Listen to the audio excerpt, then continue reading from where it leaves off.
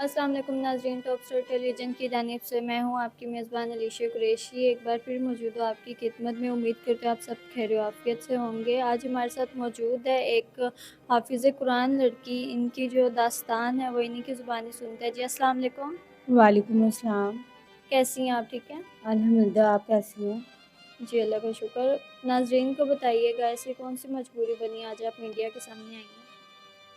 मेरा ये है कि मुझे ना कुछ मंथ्स पहले रॉन्ग नंबर आया था, तो वहाँ पे मुझे ना दोस्ती की ऑफ़र हुई कि दोस्ती कर लो मेरे साथ। काफ़ी अच्छी प्यारी बातें कर रहा था, तो फिर उसके साथ मैंने गलती से दोस्ती कर ली, तो वो दोस्ती मोहब्बत में बदल गई। फिर हम दोनों का ये फ़ाइनल डिसीज़न था कि हम शादी कर लेते हैं। तो हमारी फिर जो फैमिली है मेरी वो अलाउ नहीं कर रही थी, क्योंकि हमारे जो फैमिली है उसमें लव मैरिज नहीं अलाउ है, इस्लामी माहौल है ना हमारा। तो मैं उनके अगेंस्ट जाके उसके साथ मैंने कोर्ट मैरिज करवा ली, और ये हुआ कि उसके बाद जो है अब हमारी सेपरेशन हो गई है, और मैं खाला के घर रह रही हूँ और फैमिली मुझे जो है एक्सेप्ट नहीं कर रही दोबारा से। आपकी उम्र कितनी है? मेरी 22। अभी आप क्या करती हैं? मैं अभी फ़िलहाल कुछ भी नहीं कर रही, खाला के घर रह रही, क्योंकि फैमिली ने जो है मुझे एक्सेप्ट नहीं किया। तो वैसे मेरा है माइंड कि मैं जॉब करूँ, इसके लिए 2-3 जगह अप्लाई किया था, बट उनकी डिमांड ये है कि आप टॉप जीन्स पहन के आओ, आप हिजाब उतार दो, बाया उतार दो, तो ये सब नहीं मैं कर सकती। इस वज़ह से मैं घर पे ही हूँ, कुछ भी नहीं कर रही। आपकी जो फैमिली है वो आपको एक्सेप्ट क्यों नहीं कर रही? क्योंकि मैं उनके खिलाफ गई थी, अपनी पसंद की शादी की उनके खिलाफ जाके, इस वज़ह से। तो अब कितना टाइम हो गया आपको? 6 माह हो गए। 6 माह हो गए और 6 जी। माह में आपकी अलहदगी भी हो गई है, पसंद की शादी करके भी। ऐसी क्या वजह बनी है कि अलहदगी करनी आपको पड़ी उनसे?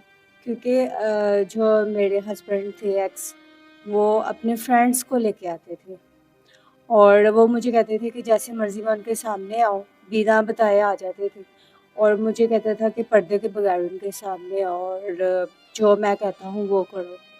इस वजह से मुझे ये मैं उनसे बहुत ज़्यादा कहती थी कि मेरे से ये सब नहीं हो सकता, और ना ही मैंने किया।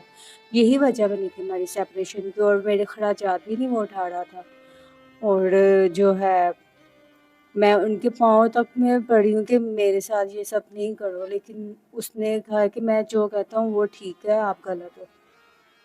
आपको अपनी फैमिली की बात माननी चाहिए थी, एकदम आपने उन पे यकीन कर लिया और शादी भी कर ली।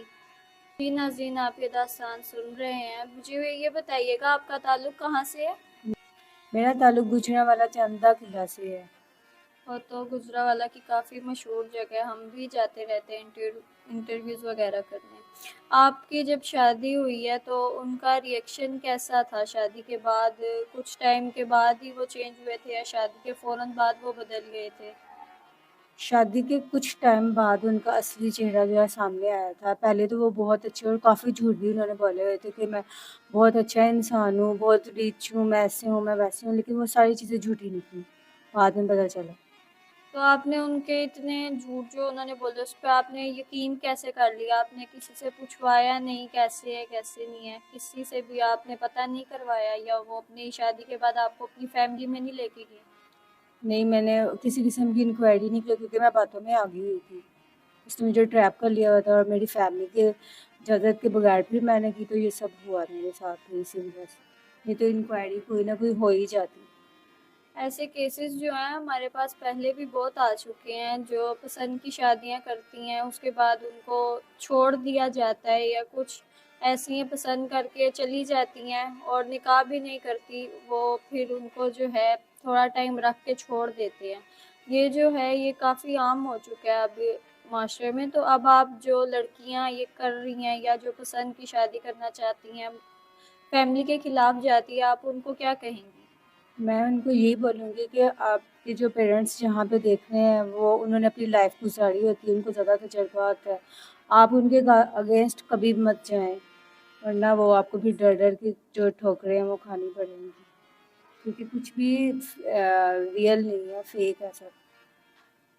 आप हाफ़िज़ कुरान हैं और आपने बताया कि आप बच्चों को भी पढ़ाती थीं। जी, मैं पढ़ाती थी। جی ناظرین، آپ یہ داستان سن رہے ہیں، اور ابھی آپ آگے شادی کرنا چاہتی ہیں؟ ہاں جی، شادی کرنا چاہتی ہوں کہ کوئی میرا سہارا بن جائے۔ اب آپ کو کیسا مرد چاہیے؟ مجھے ایک اچھا انسان چاہیے جو میرے اخراجات پورے کر سکے اور میرے جو مالی حالات ہے وہ بہتر کر سکے۔